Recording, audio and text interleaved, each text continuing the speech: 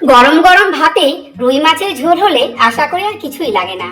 চেষ্টা করছি রেসিপিটা একদমই সিম্পল রাখার, যাতে খুবই সহজে এবং তাড়াতাড়ি এটা বানিয়ে নিতে পারেন। সাথে অবশ্যই থাকবে অনেক tips and tricks. By the way, আপনারা দেখছেন আজকে কিচেন। আর আজকে আমাদের রেসিপি রুই মাছের ঝোল। রুই মাছের ঝোল বানানোর জন্য এখানে আমি রুই মাছ নিয়ে নিয়েছি। এবার রুই মাছগুলোকে খুব সুন্দর করে জল দিয়ে 4-5 বারের মতো ওয়াশ করে নিয়েছি। মাছগুলোকে একটি পাত্রে আমি ঢেলে নিয়েছি। এবার আমি মাছগুলোতে মশলা মাখিয়ে নেব। পরিমাণ মতো নুন দিলাম, হলুদ গুঁড়ো দিলাম, আর দিলাম লাল লঙ্কা গুঁড়ো।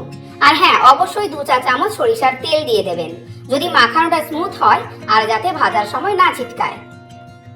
এবার সবকিছুকে আমি ভালো করে মেখে নেব।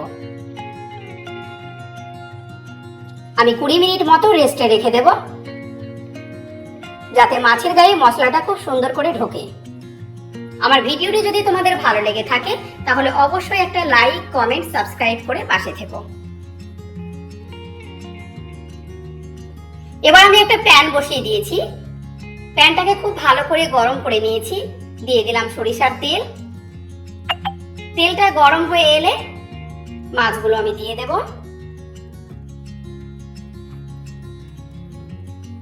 মাছগুলোকে খুব সুন্দর করে লাল লাল করে আমি ভেজে নেব।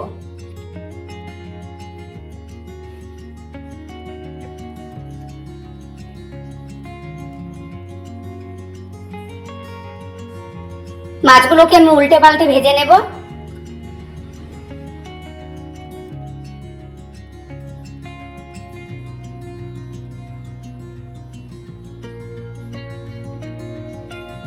এই রেসিপিটি কিন্তু দুর্দান্ত একটা রেসিপি বন্ধুরা, তোমরা বাড়িতে অবশ্যই একদিন ট্রাই করো।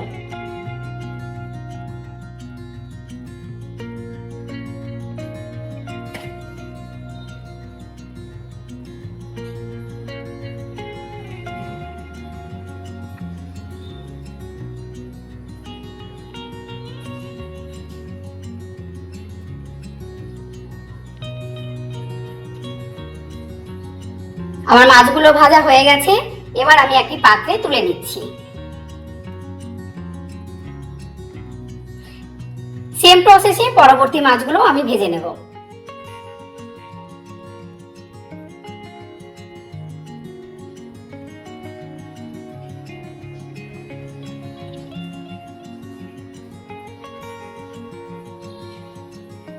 ওই তেলে দিয়ে দিলাম একটা তেজপাতা, আর গোটা শুকনো লঙ্কা, দারচিনি আর কয়েকটা এলাচ আমি ফাটিয়ে দিয়েছি।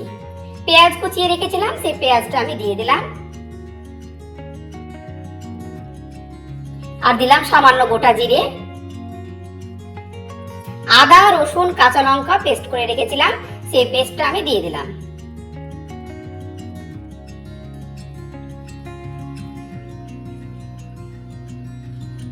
তিন টেবিল চামচ মতো পেঁয়াজ বাটা আমি দিয়ে দিচ্ছি।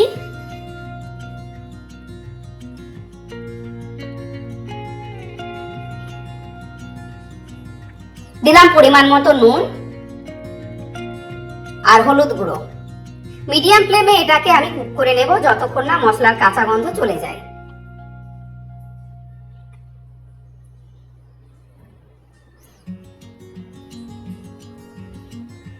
তিন মিনিট হয়ে গেছে। এবার আমি টমেটো পেস্ট করে রেখেছিলাম, সেই টমেটো পেস্টটাও আমি দিয়ে দিলাম।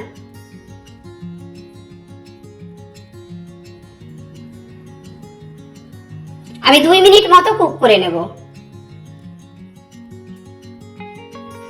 আস্তে আস্তে দেখবেন এর রংটাও ভালো চলে এসেছে আর তেলটাও কিন্তু খুব ভালোভাবে ছেড়ে দিয়েছে। এবার পরিমাণ মতো জল দিয়ে দিলাম। আমি 3 থেকে 4 মিনিট মতো জলটাকে আমি ফুটিয়ে নেব। তারপর আমি মাছগুলো আমি দিয়ে দিলাম।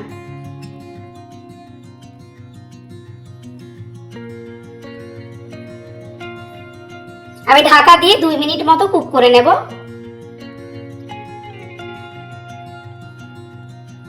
দিলাম জিরে গুঁড়ো আর সামান্য গরম মশলা গুঁড়ো। ধনেপাতা কুচিয়ে রেখেছিলাম, দিয়ে দিলাম সেই ধনেপাতা কুচিটা।